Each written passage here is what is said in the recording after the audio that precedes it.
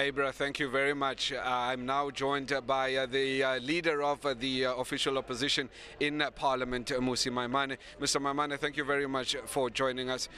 Your overall take on the budget speech? Well, I think today we've come to recognize the fact that whilst the ANC has been stealing money over the last number of years, today poor South Africans are going to pay for it.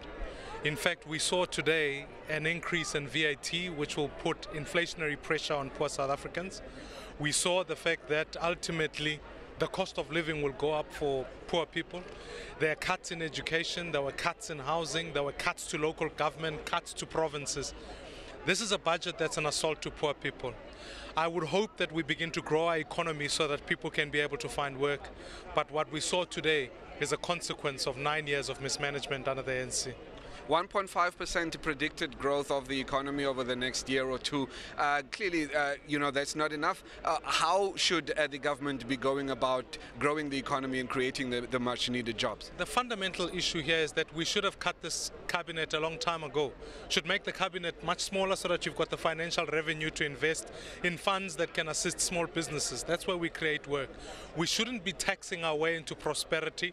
We should in fact be looking at reducing things like corporate tax so that more people can start their businesses, relax labor legislation so that people can be employed into the market, assist young people to be able to find work, and make cities at the forefront of building infrastructure.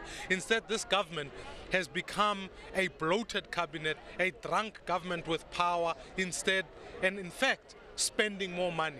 Today, it became very clear that they have no interest in making significant cuts in SOEs so that we can privatize some of them and free up that money so that more competition can come onto the market. This budget is an assault against poor people.